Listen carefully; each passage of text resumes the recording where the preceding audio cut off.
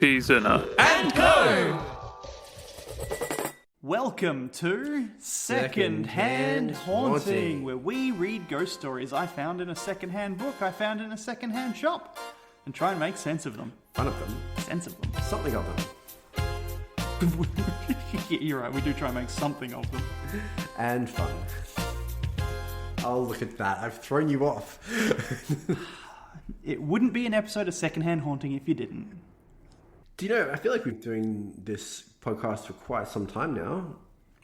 Do you mean this particular episode or the whole show? The whole show. The whole show? Yeah, although, to be fair, maybe I shouldn't mention that until like the 50th episode. But we're getting close. You know, we're up to 37, if you can believe it. We sure are. And I feel like it's high time at least one of us had a little holiday. What do you reckon? Oh, are you getting rid of me? Well, you told me not a few hours ago that you've got a trip booked. Yes, and he was so glad. he was just... Yes, I can get some guests on and he won't be mad. Looking for an opportunity to replace me this entire time. No. Never. Yes, no, I'm heading over to California, home of the something. I actually don't know much about it. Home of your employer? Home of my employer. Heading over to Silicon Valley, the home of the tech billionaire industry. That's the one. I don't believe that I will come back a tech billionaire, but I'm definitely going to go over there and see what it's like. I imagine it's probably a lot of offices. Yeah, probably. And some glum-looking cougars running around. Do you have any fun little personal trips you've got planned while you're over there? I do. I'm going to go to Napa Valley. I've got I know that. I've got the one weekend. Obviously, like the majority of the time will be like head down coding in the office. Mm-hmm. But I have the weekend free, and I'm going to go to Napa Valley, go to wine country. I found that's why I know the name Napa Valley. I found a tour that allows you to get on like a little cart thing that they drive around wine country, and they visit castles, so you can go to castles. I'm sorry, what? I mean, we're probably not like, you know... I think there are some castles that rich Americans have bought from Europe and just shipped brick over by brick, right? Well, I saw a castle wine tour and I was like, surely that's up my alley. And it goes for like 6 or 7 hours, so surely like I'll see some castles and drink some wine in that time. Look, I'm sorry you have to do work while you're there, but that does sound like a delightful weekend. It does. Well, is there a story? Do we have a story to tell? I'm trying to segue into it. Oh, right. Okay. Sorry. All right. I've got a whole segue mapped out here. We've done half of it.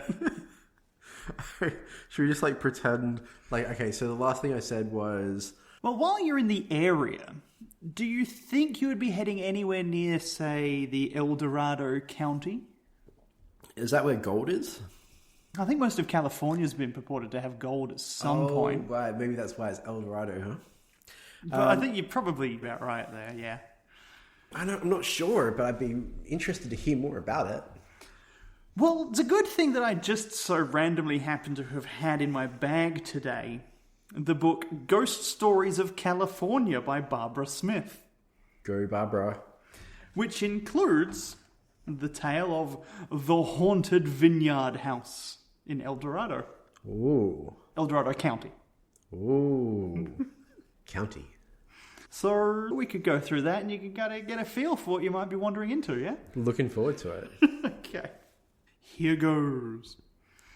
Until recently, it would have been possible to stay a night or two at a haunted inn across the road from the haunted Pioneer Cemetery. Now, the story's mentioning that because that was the immediately preceding story in this book, but it's a boring one, who cares? Unfortunately, the Vineyard House is no longer in business, but has, according to the El Dorado County Historical Society, become a private residence. When I was a goth and a kid, I always fantasized about making out in a graveyard. Did you watch Return of the Living Dead at a formative age? No. Oh, have you seen Return of the Living Dead? Actually, I'm terrified of zombie movies. That's a fun fact about me. Huh. Yeah, more of a vampire guy. Not ghosts? Oh, and ghosts, yeah. Okay. Yeah. I mean, you know I like ghosts. How many like ghost movies and TV shows have I recommended to you? At least one. Yes. At least two by the same name.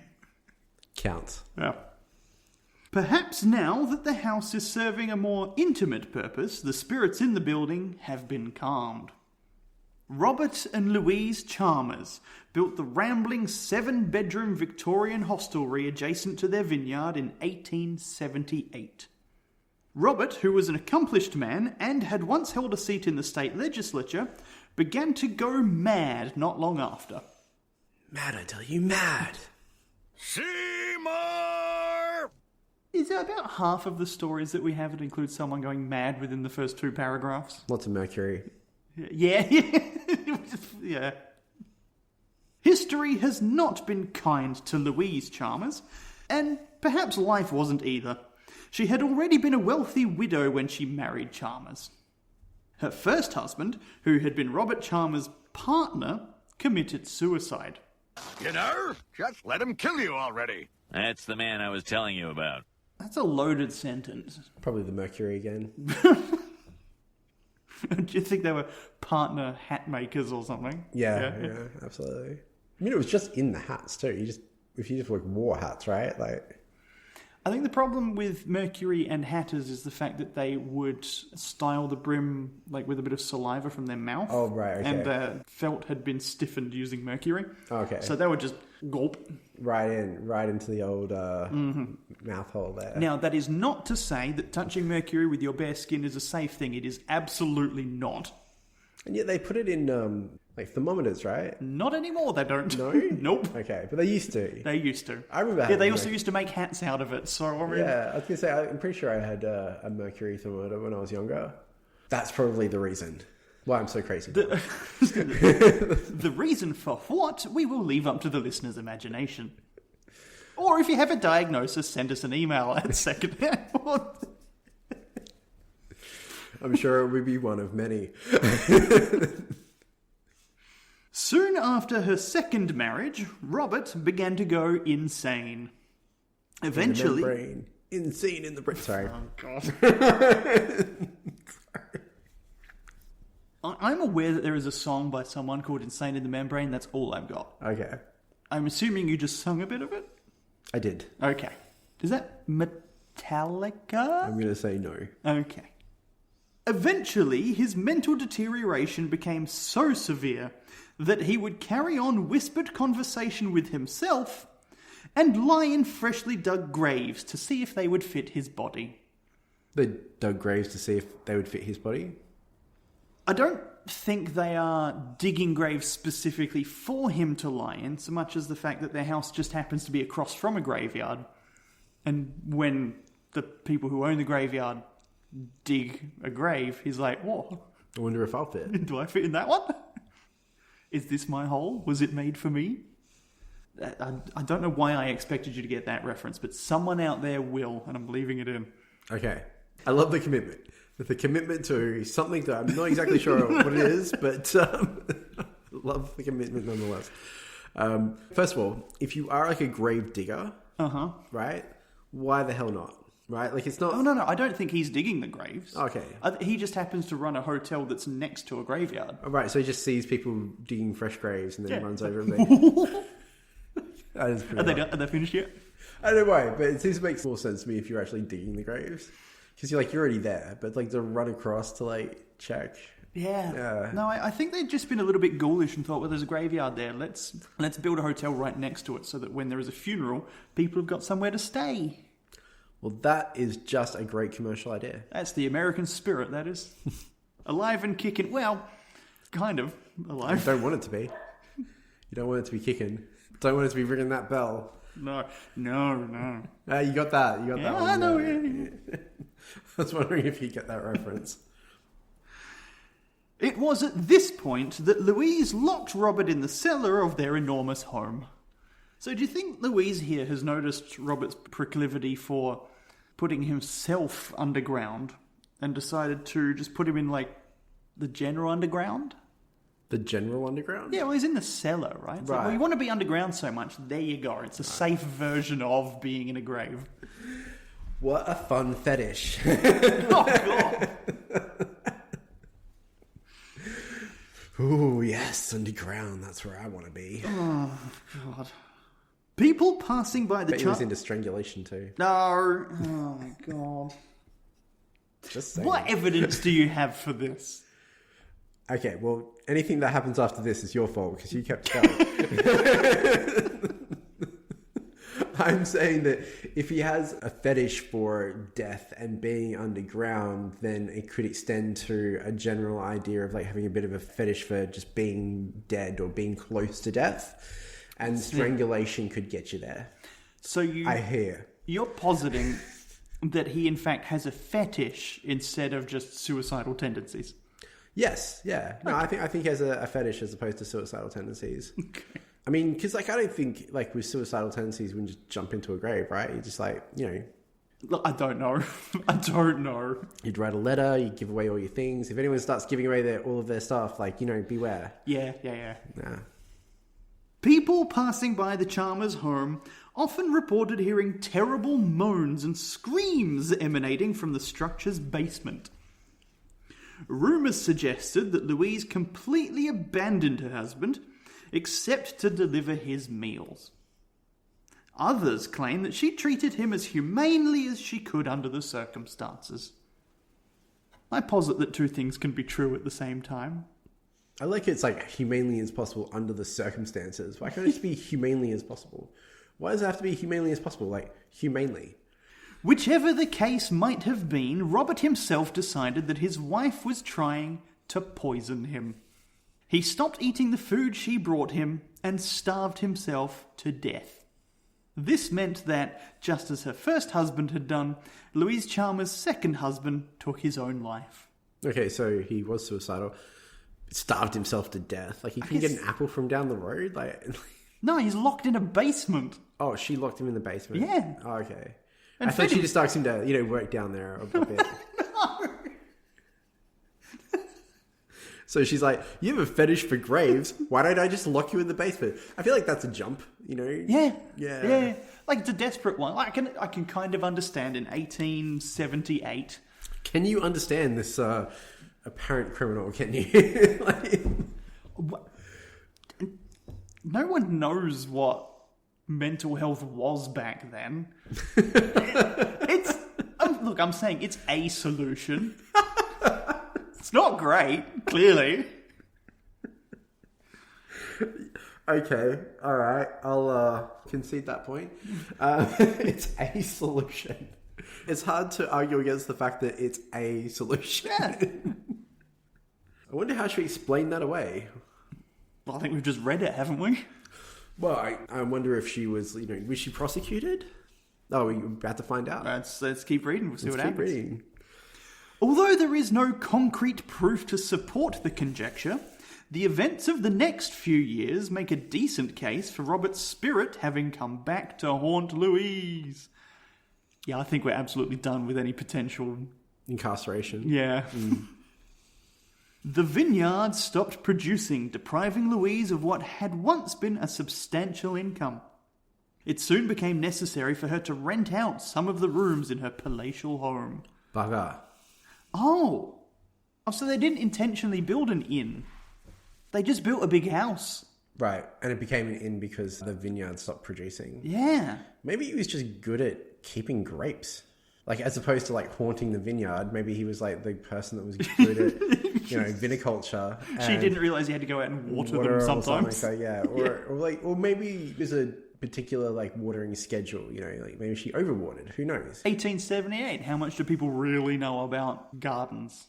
Yeah, well, actually kind of a lot, I think. I was going to say, like, a vineyard, I think, would be different than, say, your veggie patch, right? Yeah. So, look, just spitballing, if there was a garden that was doing quite well, and then it was two people that were tending to that garden, and one person went away, and there was and one person left that was tending to that garden, and the garden went to hell, you'd probably blame the fact that the other person wasn't there. I think you've made some significantly more reasonable leaps of logic than she did when she locked him in a basement. We are dealing with that type of person, yes. When the ploy didn't bring in sufficient funds, Louise's creditors began to assume control of her shrinking holdings. The cellar where Louise had held her suffering husband prisoner became a temporary jail for those about to be hanged. Huh. So she's going from inn to prison? Yeah. I don't know if she's necessarily in charge of that, but... Or is it still an inn, you know? At least... / prison. Yeah. At least some people looked at it and went, well, it held a guy for a while. It could hold another guy for a little while. Hopefully the only person that figured that out was her. Because if they figured out that she killed him, hopefully she would be incarcerated. Unless they just let it go. What happens between a husband and a wife? Yeah. I mean, it's 1878, right? Yeah, it's not that long ago. Like 200 years? Wow. Yeah, but it does... 150? It does feel like the kind of time when, like, if a creditor's got control of a property because there was a tragedy, and then they start thinking, oh, maybe this was a murder, they're not going to bring that up to the local police. They're going to just kind of sweep that under the rug. They've got what they want right now. Yeah? Oh, Christ. When the criminal's time was up, a gallows was constructed on Louise's front lawn. Perfect place for it. That's just kind of rubbing it in, isn't it? Although, it really does seem like this house is kind of fulfilling the function of, like, old English inns, right? It used to be a place to get drunk, a place to hold court, a place to hang people. It's like a house that's a jack of all trades. Yeah. No, it reminds me of our earlier stories, right? We used to have like the inn or the pub, and I remember we used to get, it was like the townhouse. What's the word I'm looking for here? This is the biggest room around for people to gather in. Yeah, like if they had like town meetings or like everything happened in the local inn. Normally when people describe everything happens at my local pub, they mean something a bit different these days. Although to be fair, I think those stories were like in the 1500s or something. Yeah. As opposed to the 1800s. Yeah, you wouldn't be finding like a pub quiz there. Yeah, for sure. This is actually, it's really not that long ago, is it? This one? No. In fact, we get a time update right now. By the time she died in the early 1900s, Louise was financially and emotionally destitute. Her once beautiful home was run down and badly haunted. I'm not going to lie, I struggle to feel bad for her. Look, she's either a black widow or someone with terrible luck. And some resourcefulness. I wonder how she was able to overpower her husband and lock him in a cellar. She probably just pointed and said, hey, Robert, ain't that the biggest grave you've ever seen? He just jumped in himself. Locked the door behind him. Yeah. But she'd have to feed him, or, I mean, obviously he starved to death, but well, maybe she didn't feed him. Yeah. Because I was going to say, because you'd have to, like, open the door a bit to, like, put the food in, right? And then he could overpower her and, like, try and escape.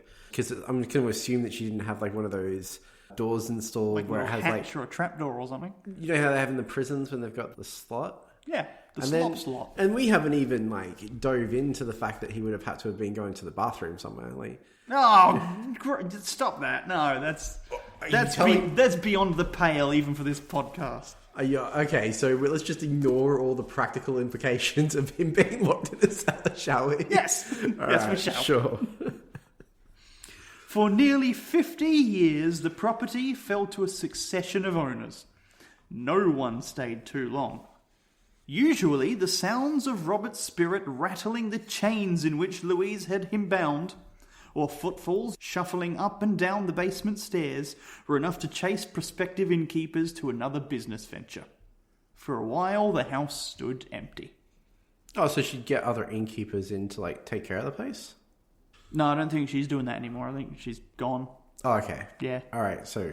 It's just other people keep buying it and trying to run it. Suckers. Did you notice the point where it said that Robert's spirit was rattling the chains that he was tied up in? There we go. Somehow she tricked him into chains. Do you think it was kind of like, hey, do you think you'd be into some chain play? Oh, God, no. Oh, no. In 1956, the old place was reclaimed and converted to a restaurant and inn. The cellar that once held the teetotaling Robert Chalmers became... Can you guess what the cellar became? There's a reason... Champagne cellar?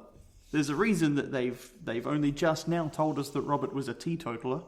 I don't know what a teetotaler is. Oh, vehemently sober. Teetotaler. A champion of the sober cause. The guy that ran a vineyard Yup. was a teetotaler. Huh. Is that right? Is that... Yeah, that's right. Sure. Look, we don't know that they were making wine. They might have just been selling grapes. Sure. Grapes and graves, that's our neighbours. Look, just because you don't necessarily, like, drink doesn't mean you can't sell alcohol. That is true. Some drug dealers actually say it's good not to be, take your own product. Isn't that, like, part of the business? Yeah. Don't get drunk on your own Supply. Funny. Anyway, all right, so what do you think the cellar became? like, I feel like there's so many challenging ideas I could come up with, problematic ideas I could come up with, but I'm not going to do that. I'm going to say art gallery. No, it's a bar. Well, that's fun. Yeah.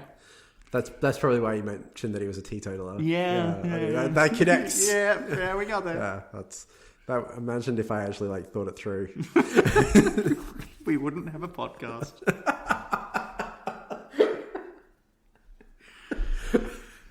So true.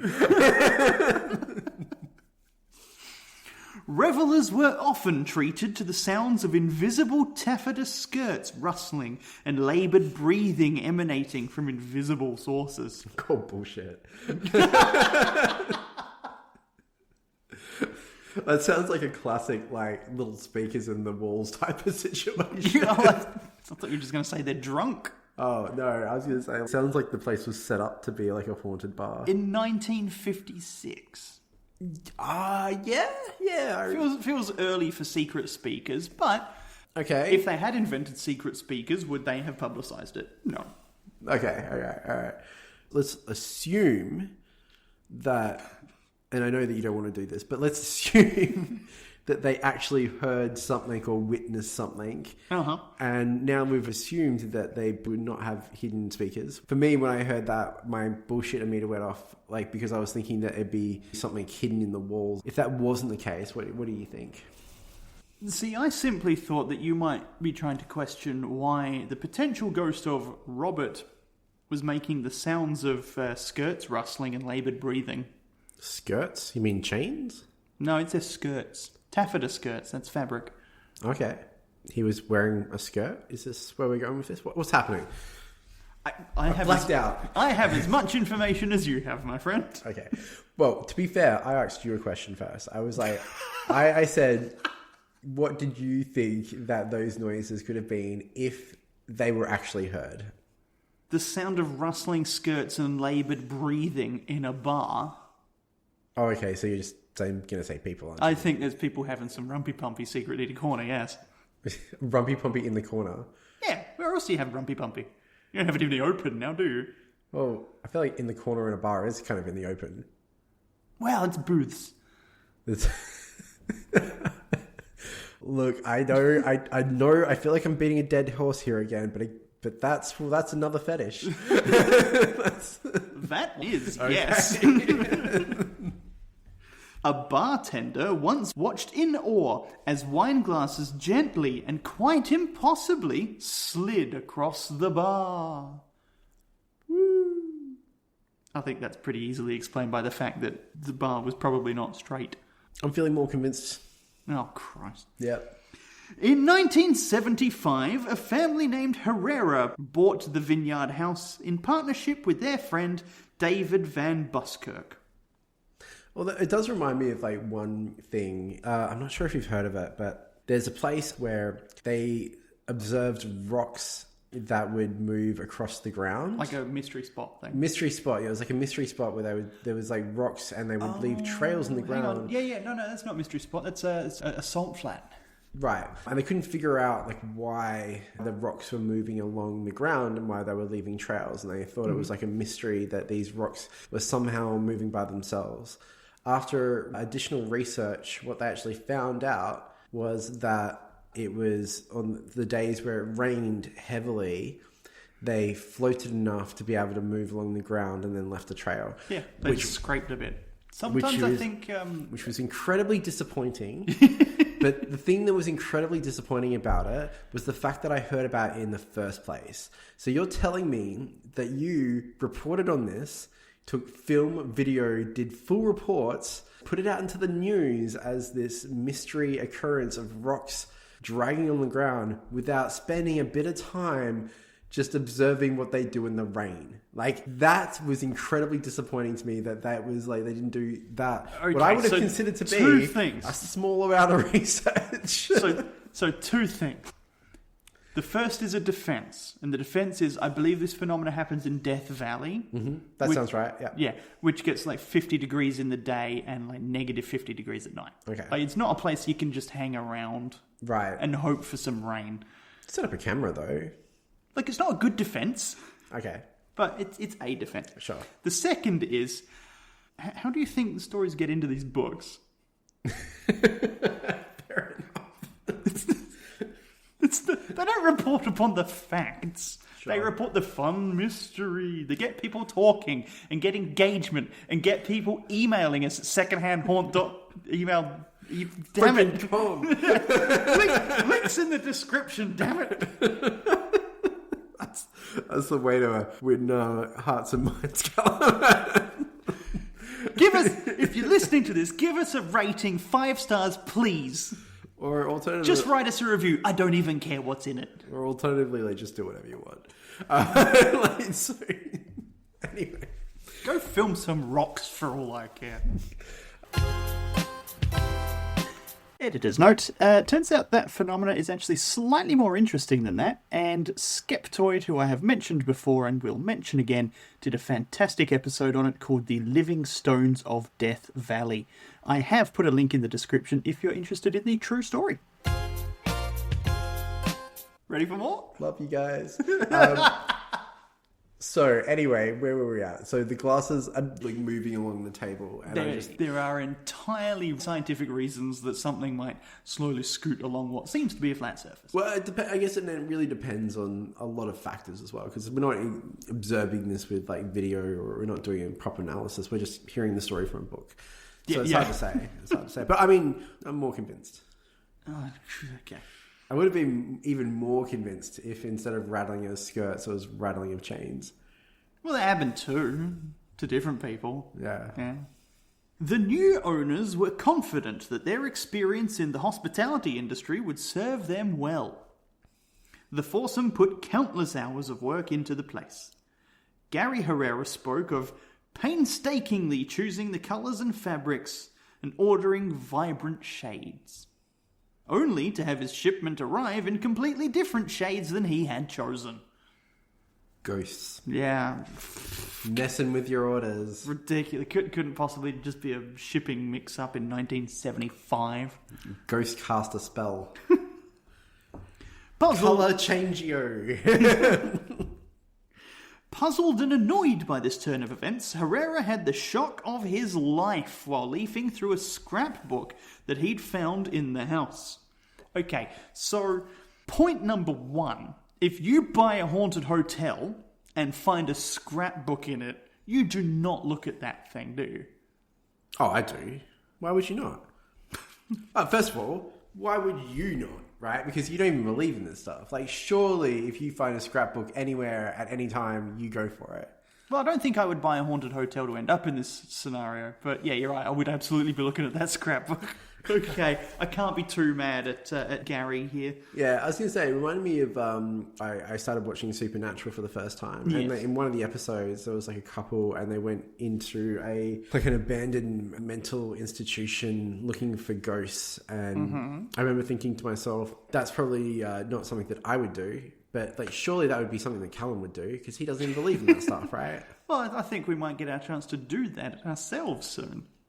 Really? Yeah, I was we hoping got we that went to the matchup. jail instead. I found that stuff super creepy. Oh, you prefer the jail rather than the institution? I do, yeah. Yeah, that's fair. I can respect that. I'll do whatever if it's something you really want to do. Just fucking look, it's something I want to do. Then I'll do it. Maybe you'll add to the mystique, me being creeped out. It was from the scrapbook. The scrapbook.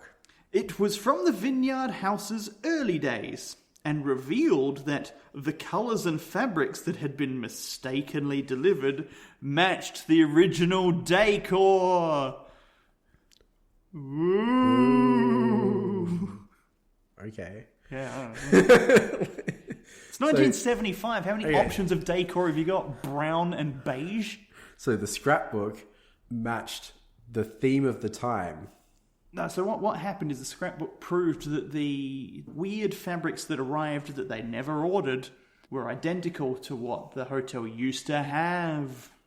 So you are right that the ghosts somehow cast a spell and had the incorrect fabric delivered. Okay, but the incorrect fabric was the fabric that used to be in the house. Yep. Ah, clever ghost. So that's a ghost you can really respect. Spirit eye for the hotelier guy? I was wondering if you're gonna pull that off. Halfway through that, so was I. It was obvious. Ghost eye for the in guy. Phantom eye for the flipping guy. Well, no, people are ghost eye for the innkeeper. That's actually not a bad rhyme to it. I would not rhyme. What? That doesn't rhyme at all. Ghost eye for the innkeeper, on at 9 o'clock tonight. Watch out, this old ghost shows this innkeeper a couple of new tricks.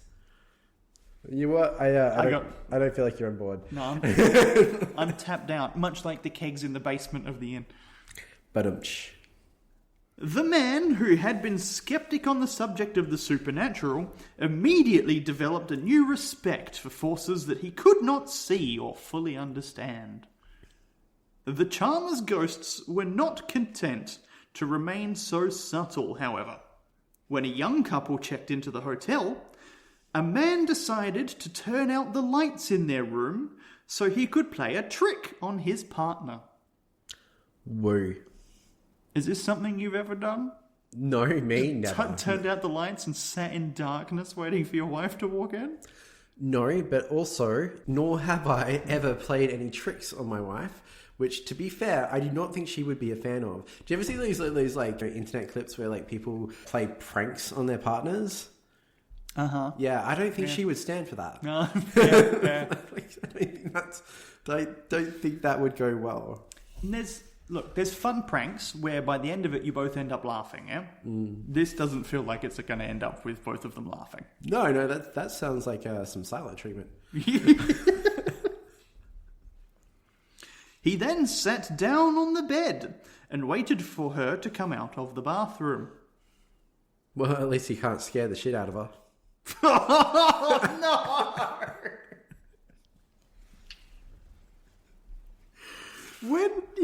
Thank you. I will be here all day. When he felt someone sit on the bed, he presumed that it was his partner and that his ruse had been effective. Ha ha ha. He turned on the bedside lamp. Hang on, first, what kind of prank is this? I don't know, but it feels gentle. I'm going to sit in the dark, and when she walks in, I'm going to turn on the light. You know what? I take it back. Maybe I could pull this prank. Unfortunately for the man's nervous system, it was not his girlfriend who had joined him, but a stern-looking bearded man. Doesn't necessarily mean it's a ghost. No. Let's see where this is going. What if the wife had been in the bathroom painstakingly putting on a fake beard? See, now she would be the better prankster. Yeah. The image soon faded, but the guest recognised the face from a photograph he'd seen while checking in. Robert Chalmers' apparition had clearly not approved of the young man's attempt to tease the lady in his life. You know what, Robert Chalmers? You're not so bad. Even after all he went through, he doesn't like men who are mean to women. That could be quite charming. Oh, no. It was right there. Chalmers! Wait, no, hang on. That's not right. Skinner! That's right. I think. I mean, it's right, but I'm not sure what the context is. Superintendent Chalmers. Look, I've done it before. I'll do it again. I'm just going to put another steamed hams clip in. Was it, the Aurora Borealis. That's the one. This time of day. This time of the year. Localized in your entirely kitchen. within your kitchen. Yes. May I see it? No. No. Seymour! The house is on fire! No, Mother, it's just the Aurora Borealis. Just the Northern Lights. Yes, you're right. Damn it! What's the Southern Lights? Is it Aurora Australis. Aurora Australis. Yeah. Yeah. Australia, we love to attach our name to things. I don't know if you're setting me up for this or not, to make me seem like an asshole who likes to correct people. However... But Australis just means southern. Oh, okay. Like if anything, we're named after the lights. Really? Yeah. So we're actually, like, Australia is more just like the southern island. Yeah, Australian just, literally means the southern land. Island. Yeah. I didn't know that. No, I wasn't setting you up. I genuinely didn't know that. I do like the name, though. I mean, I was born here. I've been used to it now. So it's probably a tribalism thing, if anything, at this point. But Yeah. I do like the name. Whenever I travel, fun fact, I like to ham it up a little bit. I do, you know? Oh, g'day! Yeah, no, I become like a bushman, you know? Like, everywhere I go. You just walk around.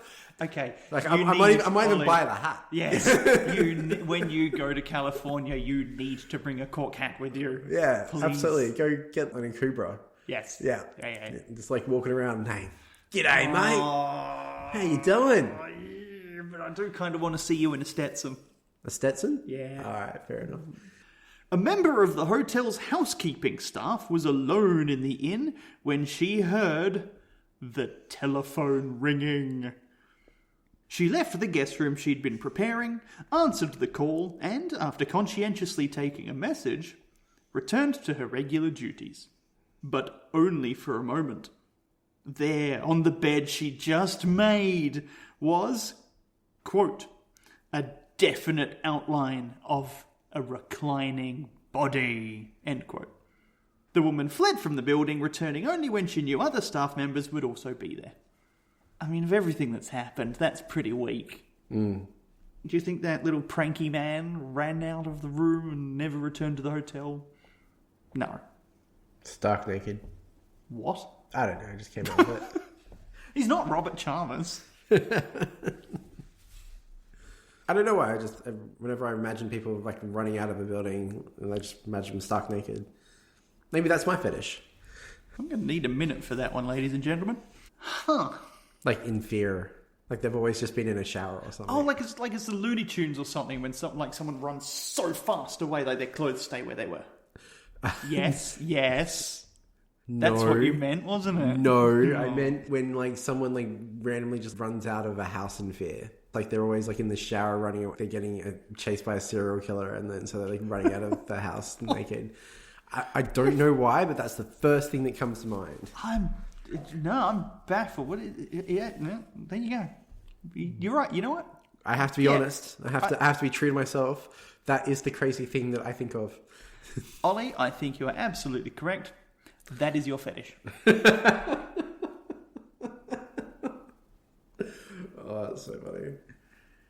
Legend has it that Louise's image has also been seen, although specifics of any of the sightings have not been recorded. Perhaps, I don't know why we've mentioned that then. That then what? That Louise has been seen, but nobody's written it down. Perhaps the strangest ghost sighting at the Vineyard house was made by guests who were disturbed in the middle of the night by what they thought were partiers arriving back to their rooms. But they weren't. They were ghosts. The guests... Well, don't ruin it. Sorry. The guests were understandably annoyed at the inconsiderate behaviour and opened their bedroom door to let the noisemakers know that after-hours revelry was not appreciated. Much to the guests' surprise, 3 men dressed in Victorian styles stood near the top of the staircase.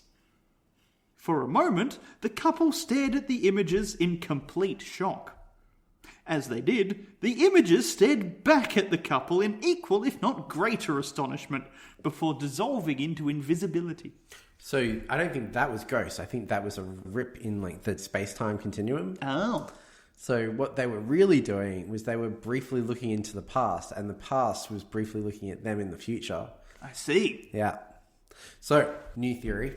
so much paranormal activity has happened at this house that now we're into the territory of just the house itself. I'm hanging my head. Has, become a magnet for the supernatural. I'm rubbing my temples. So we're not just looking at like the ghosts themselves, but just the sheer, I feel like that first initial incident of the man being locked up in the cellar, chained to the cellar, defecating on himself.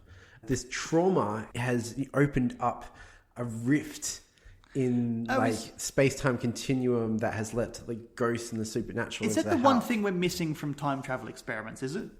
What's that? Feces. No, I mean like trauma.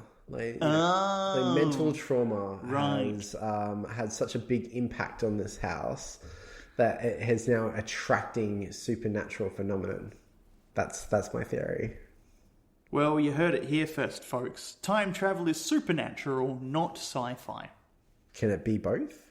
No. Oh, you mean like it's a real thing? I don't mean that either, no. Okay, sorry.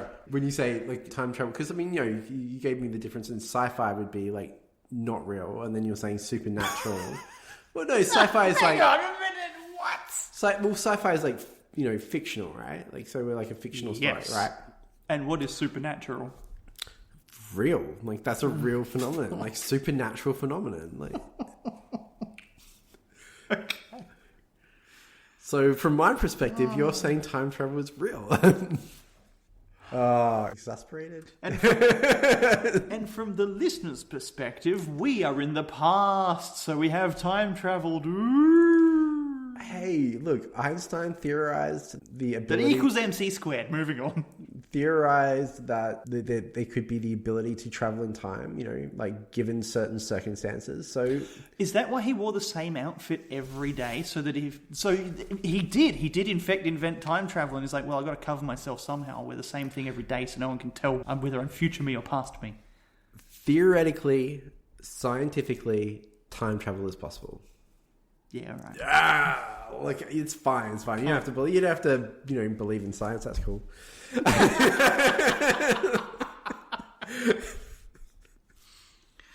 Now that the house is once again a private residence, only time will tell whether the ghostly energy that permeated the building has dissipated for good.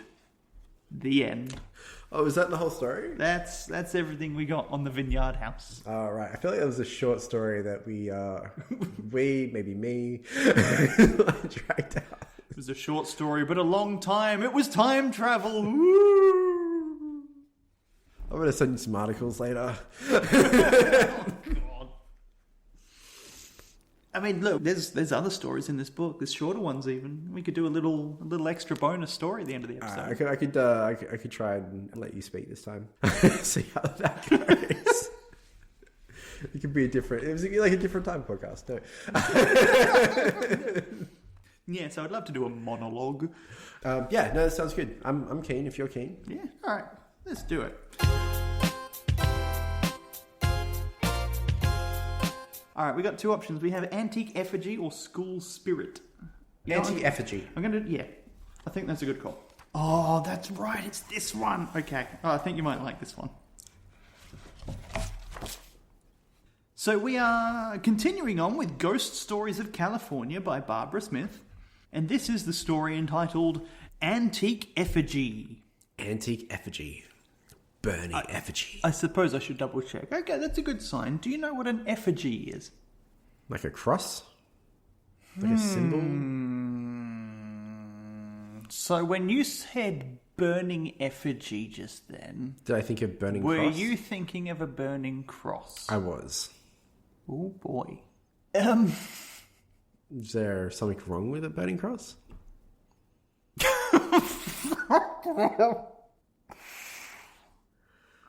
Well, it's not a burning bush, I'll tell you that much. But for the record, there is definitely something wrong with a burning cross. Yes. In certain contexts. I don't know if there are any contexts in which a cross is burning that is wholesome. What if it's just a Saturday and you just want to burn some crosses? That doesn't sound very wholesome. That sounds like a mental disorder that you should probably get checked out. That's fair. Okay, so an effigy is a humanoid representation of a person. Okay. Yeah. So when you're talking about burning an effigy, it's usually like Guy Fawkes or something, right? So you've made like a scarecrow that looks like Guy Fawkes and you burn him. Right, okay. As a sort of protest to say, like, I hate this guy. Fucking Guy Fawkes. Yeah.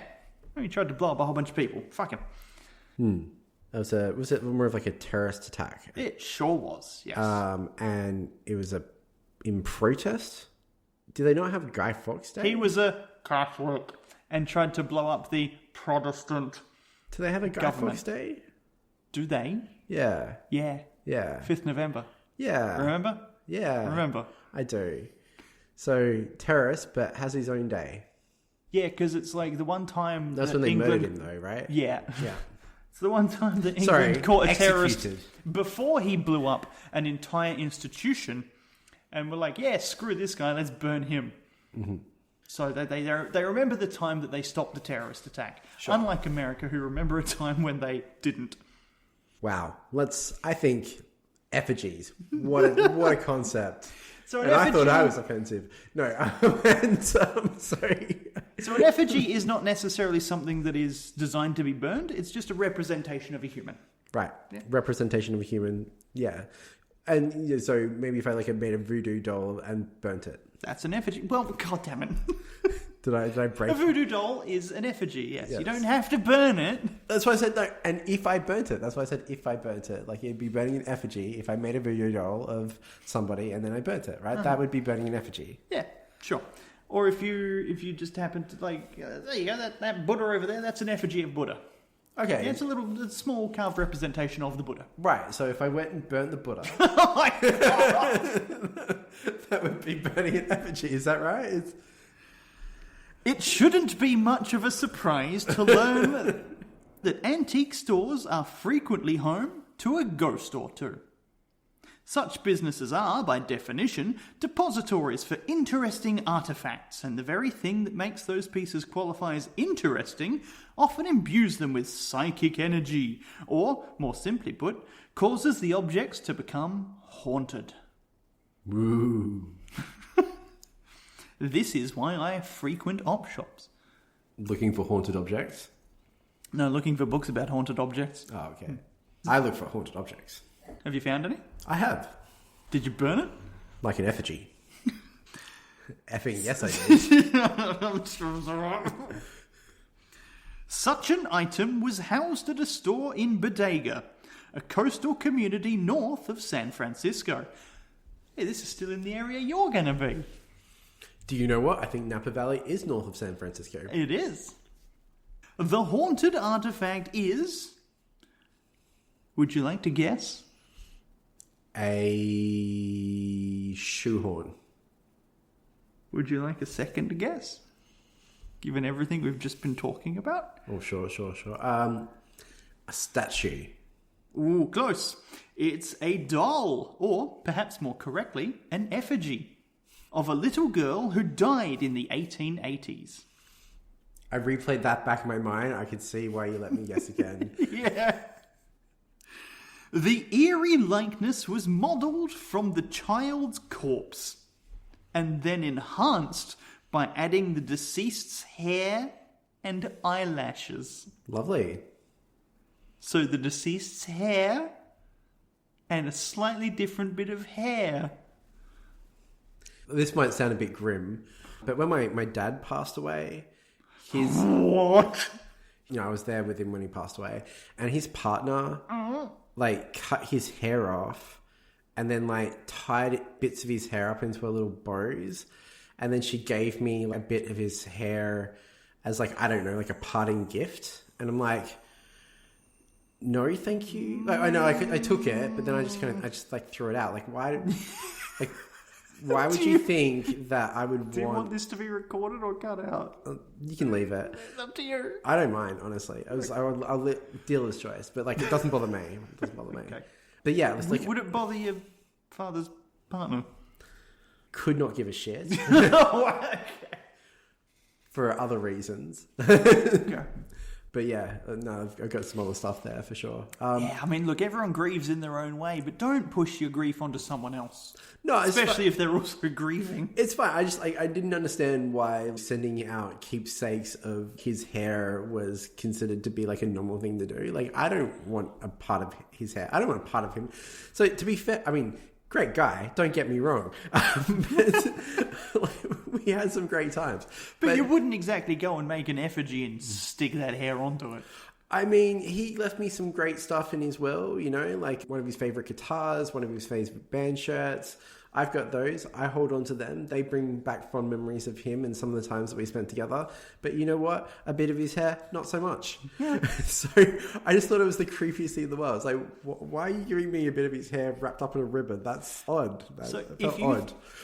If you thought that was the creepiest thing in the world, has it now been trumped? It has, yeah. But, you know, I was in that moment, so not by much. Yeah, fair, very fair. This mannequin was never intended to be a toy, but rather to be a comfort to the parents whose beloved child had died. And now I feel a little bit bad. Not for them, but for making fun of them. Oh, look, you know, that's life, right? Sure is. For instance, after the grieving parents had themselves passed away, their daughter's look-alike became a collector's item, a museum piece of sorts, destined to bring a great deal of extra spirit to any venue in which it was kept. And creepiness. You know, I think if any effigy needs to be burned... I feel like we can at least agree that if there was a haunted object in the world, this would be up there. Like, yeah. like if an object was going to be haunted... This is the type of object to be haunted. Like, this is the way to make one. Like a part of a dead child has been sewed into it, right? Like that's a good candidate. Yeah. If I believed in the supernatural, and I do, then I would think that a part of that girl's spirit could be attached to the object. Well, when I say a part of, I mean like the whole spirit. The whole thing. Could be just like following around this, maybe looking through the doll's eyes at people. Oh, don't make it creepier. But, you know, let's carry that image with us for the rest of this story, shall we? Look, I need to like express my creative vision, and my creative vision is a dead girl looking out of a doll's eyes. That's... look, at least it doesn't involve teeth. Yet. Whether the doll is possessed or haunted may be debatable, but the destruction of which it is capable is not. So we're in Chucky territory. I love it. I'm not going to argue. I will posit we're more in Annabelle territory, but I really, really appreciate the Chucky reference. Look, it's fine. You can argue. What would life be like without some wholesome debate? You know? Yeah. So... But Annabelle... What would the world be without the Chucky films? A much duller place, that's for sure. Look, it was the first haunted doll that came to mind, but it's you made not haunted, it's possessed, and I will go to the mat on this one.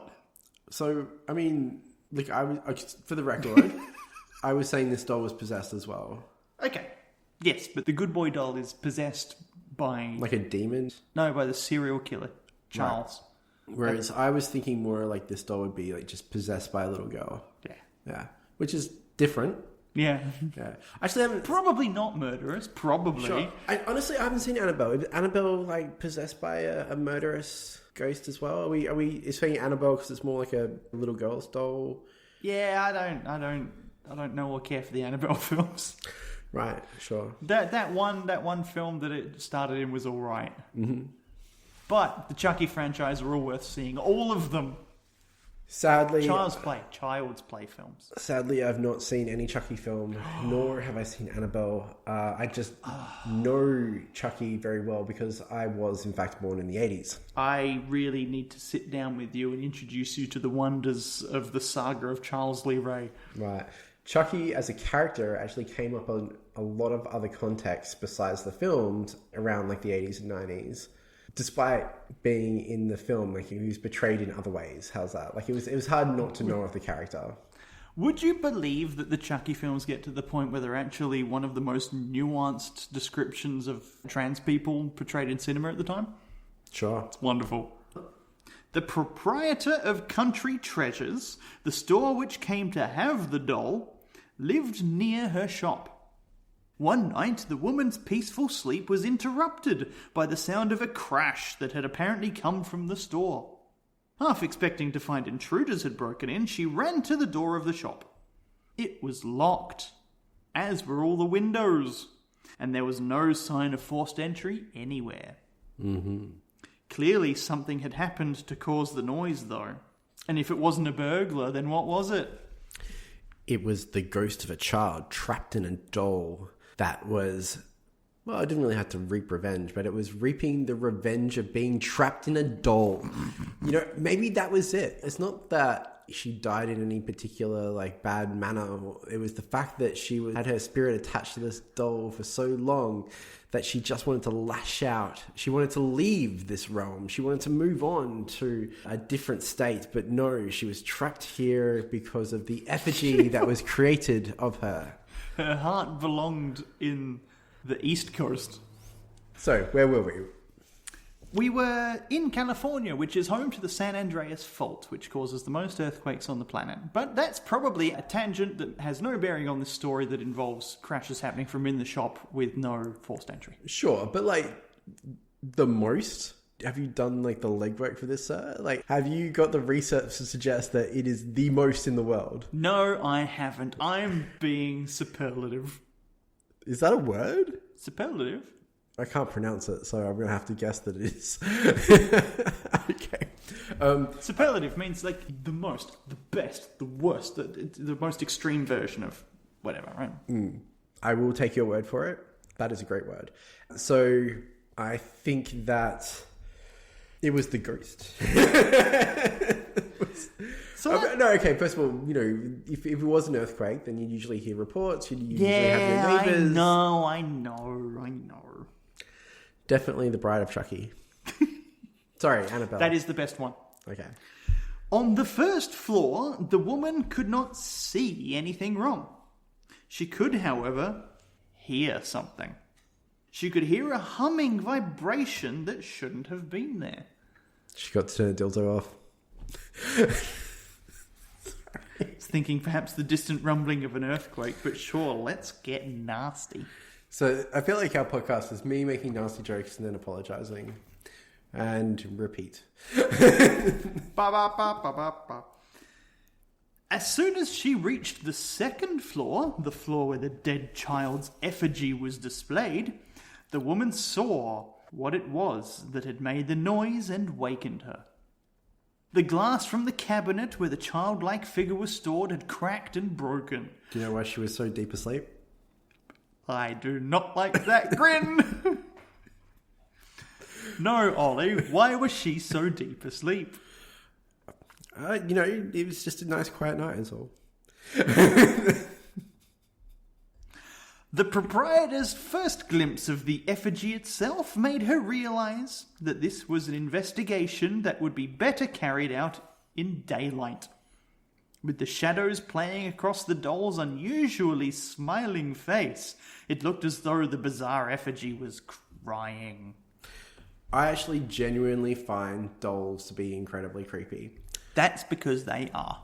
So people that actually have like porcelain dolls, I find porcelain dolls to be incredibly creepy. I would not want to live in a house with porcelain dolls. I've not actually had to confront that challenge before, so we're all good. But it's something that I would find incredibly challenging. Like if someone wanted to live with me with a porcelain doll, like I don't even like the idea of going into other houses that have porcelain dolls. No. Hang on. So this whole time you've been picturing this doll as a porcelain doll? Actually, when we first started talking, I was thinking more of like plushy sort of like... No! No, but like, not plushy, but you know, like more of a fabric doll. Okay. But with the hair attached somehow. I was going to say... Just also saying that, but like in general, like porcelain dolls I find genuinely creepy. Although to be fair, this could be a porcelain doll. No, I was absolutely going to agree. This is a porcelain doll. Why wouldn't it be? Yeah. Yeah, like of course it's porcelain. And they always seem to look at me. Yeah, it's weird that. My grandmother used to have not just a porcelain doll, but a porcelain doll that was dressed like a harlequin clown. No. Yeah. That's not fair. No, it's not. And we weren't allowed to touch it, but God, I wanted to smash that thing. I was going to say, I didn't want to touch it. Like, maybe get rid of it. Yeah. It's funny. I always think of myself as somewhat fearless, but then you, like, mention something like a porcelain doll, and I'm like, oh. Oh. It's like, I'm happy to capture a snake if it's in the house. Happy to, like, play with spiders. I've got no issue with wrangling a crocodile. But a porcelain doll, nah, it's too much. Is it the look of the thing or the feel of the thing? Can it be both? Yeah, it can be. Totally fair. The next morning, with bright sunlight shining through the windows, the woman once again made her way up the stairs of the museum. Oh, it's a museum now, is it? It's no longer an antique store. I guess I have been to some antique stores where they have like just a show-off section. Like, oh, look what we've got. Do they? Yeah. There's sometimes just a shelf that's like not for sale. Just to make you want it more? Yeah, I don't know. They're just hoping someone will come in and be like, Name your price. name your price. No. I will pay anything for that particular item. It's not for sale. Everything's for sale. She knew she'd have pieces of glass to sweep up, so the mess on the floor did not surprise her. What did surprise her was that the doll was now out of its case and standing alone in the middle of the room. Standing. Worse, it seemed to be staring directly at her. Yeah, what's it doing there? Screaming. No. Screaming to be out of this doll's body. I think if it was screaming, we'd know about it. I mean, like, Maybe the screaming's what broke the glass. in its mind's eye. Screaming in its mind's eye. After determining that her imagination was playing tricks on her, the woman began to attend to the task that had brought her to the area. Cleaning, I think. Unfortunately, the activity did nothing to assure her that all was well, because wherever she went in the room, the doll's eyes seemed to follow her. It's not just you. Doll's eyes follow people around the room. I know, it's creepy as hell, right? Yeah, I feel like making a porcelain doll is to have a possessed porcelain doll. They're all just spirits. No one makes a porcelain doll with good intentions. Just the other day, my dentist said that he could replace some of my veneers with porcelain veneers. Do you think I could have haunted teeth? Is that too far? I don't quite know what to make of that. That's fine, we can cut it. I mean, look, my mind has immediately gone to late 1800s America, where like a lot of dentures were made from the teeth of Civil War. Veterans? Well, Dead veterans? victims. Victims, that's the Like, word. they just used to pull teeth out of dead soldiers and like, oh, we'll just file these down and stick them in a new mouth. Natural. Is it? Well, Having someone else's teeth in your mouth? no, it's more natural than, like, I don't know, pieces of Tongue, wood. yes. Teeth, no. Sorry? Huh? Tongue's okay? French kissing. Oh, right. No. Okay. Oh, no. Oh, no. Please leave that in. All right, we got like one more sentence and we're done. I'll be honest, I don't see an issue. with which bit? I don't see an issue with taking teeth from dead people and then putting them into living people. So, look. Okay. Bear with me. Hunker down for this one. Oh, no. Is it okay to take a heart from someone that has passed away and transplant that heart into somebody that needs a heart? The answer is no, if they have consented to organ donation. So they've consented to organ donation. But they didn't seek consent during the American Civil War. Okay, so you're... These teeth were just ripped from a violently murdered man and shoved in another man's mouth. Do you think that was a happy spirit? Right, okay. So now we're arguing over consent. I thought you were concerned about the reuse of the material. I thought you were concerned about a haunted mouth. I was. I was. That would be potential more concern. Yeah. I mean, I was never really concerned about the heart thing. Although to be fair, sometimes people say that they can get traits of someone. No, they don't. I don't. No, I'm not letting you have that. No. Okay. No. You can't back that up with anything. Oh, of course not. I dare you. I definitely can't. Do I look like I would even try? It's funny that we've gone down this entire path because at the start I was just saying I wonder whether or not porcelain teeth, which have nothing to do with anybody that has passed away. Porcelain's not the problem here. Well, that's what I was hypothesizing. Is it porcelain that's creepy? Does porcelain attract dead souls? Is that the reason why porcelain dolls are possessed? Porcelain is extremely porous, such that if human remains are attached to it, it will soak up the soul. Alright, so it's only if human remains are attached to it. Yup. So I can get porcelain teeth without worrying about my teeth being haunted. Yes, please seek adequate dental treatment. And don't listen to me about soul science. Alright, that's it. I've decided I'm getting porcelain teeth. Good. Despite the considerable effort directed toward finding out where the doll is now, and whether or not it is still thought to be possessed, I have not been able to determine the rest of the story. We can only hope that the little girl's restless spirit is finally at peace. The end. Olly. I don't think she's at peace. This doll could be anywhere. Oh, don't make me sad. I'm sad. That's me being sad. Oh, no. I don't want to end on a sad note. So how You about... said that doll could be anywhere. The It could story. be in my room right now when I try and sleep. It'll pop up, a little knife, it'll stare at me. All right, if you turn off the nightlight tonight and you hear a little... How do you you know know about what my it is. nightlight? Who told you? I'm the one that installed the secret speaker in it. That's where those rattling chain noises come from. Oh, that's not me.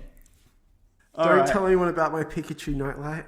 It could be worse, I suppose. It could be Pichu. Who? Don't worry about it. All right, Ollie. Of everything we've heard tonight, have you got an MVP? I think I know who it is. Okay, you tell me. Who do you think it is? No, I think I know who your MVP is. I don't think you do, but you know... Is it the guy who jumped into graves to see if they'd fit? No. Oh, because that's mine. Okay, well, it's good that we have different ones. Like, I'm sorry he didn't get more health treatment that he clearly needed, but... Well, look, to be fair, mine is the actual other ghost. Like, despite all the things that I have said up to this point in the podcast, my MVP is actually the little girl that died. The little girl. The little girl. Trapped in the hairs in the porcelain. Yep. Yeah? Yeah. For her just getting by, you know. Okay. Yeah, just keep on keeping on, you know. Possessing a doll, you know. Trying to get out of a glass cabinet and cry at people. Yeah. Yeah? Yeah. Okay. You know, just... Really being vulnerable, displaying emotions. That's right, exactly. Yeah? You know. Yes, a Yeah. lesson we could all take away from tonight. Yeah. Sometimes, if you're feeling down, if you feel like life's really hating on you, Get out of that case. don't jump in a grave. Just cry. It's okay. Do you know the other day I was going through like an emotional time and I kid you not, Grabbed a shovel. I'm sorry. I grabbed a pillow and I literally screamed into the pillow. I tried screaming technique. I was having a challenging time and I picked up a pillow and I like yelled into the pillow. And you know what? How'd that go? It was kind of nice for a second. Yeah. I wouldn't call it a long-term solution. No. If you find yourself doing it a second time, maybe you try something else. I did 2 or 3. Breathing. That was it. It was just like the one. For one instance of frustration, I assume. Yeah, no, I was having a time. No, I wouldn't say frustration. It was like just wanted to get rid of some excess energy. Okay. But yeah, just Have you made that appointment yet? And this is the last time I'm using that as a punchline? I promise. You know what? Use it all you like. That's fine. It's fine. It's funny. It's funny. And it's even funnier to the fact that I still haven't gotten around to it. I know. But you know what? I am... What's the word I'm looking for? I'm highly functional. I'm a functional adult. That's so far so good. All right, let me test your memory then, Mr. Functioning Adult. Yeah. What's your word award? Is it teetotaler? It is teetotaler. Well done. Yeah, no. Which was a really great word for a sober person. I feel like we should bring that back. Is that... You don't look convinced. I feel like it fell out of fashion because the teetotalers eventually got their way in America. Oh, okay. And started the prohibition. Oh, bugger. Which proved that stopping everyone from drinking was a really bad idea. It was not an effective way of stopping everyone drinking. No. Funny that. All it did was increase organised crime, and people found ways to get drunk anyway, just extremely dangerous ways, and killed a lot of people. Which is why we should legalise all drugs. Agreed. Oh, there's a pause. But, although, to be fair... All drugs. No, I don't Except for meth. I thought you were going to say that. Except for meth and fentanyl. Everything else, though. They both have medical applications. Do they? Yeah. Just meth and fentanyl? It's all medicinal. Except for alcohol. Alcohol's been with humanity since it could have been called humanity. That's so true. That's so true. Do you know Bailey's Irish Cream, I think, actually comes from a traditional method to calm stomach upsets. So they used to mix... Oh, you've got a sore tummy? Let's put some dairy and alcohol in there. Yeah, so exactly. I'm pretty sure that originally Irish Cream, or whatever you want to call it, was actually a medicinal substance before it became an alcohol. Yeah, but wow, like a regular alcohol. Well, you know, whatever you want to call it. So what was I will call it the most delicious of the creams. And that's a hint as to my favourite word award. What was that? Superlative. Great word. Love that word. I don't think I can pronounce it. Superlative. You got it. Superlative. Superlative. Superlative. Superlative. Nope, not that. No. That gives super you, laxative. It's that the gives thing you- that really gets it going. Speaking of going, it's getting late and I should probably. So how about we wrap up here and look, I'm not entirely sure who's coming or what we're reading next time, but at least I'll be here on Second-Hand Haunting. Enjoy your holiday. Super laxative when you really want to go. Just let him kill you already. This week's stories from Ghost Stories of California by Barbara Smith. Episode edited by Callum Patrick for the Peas in a Podcast Network.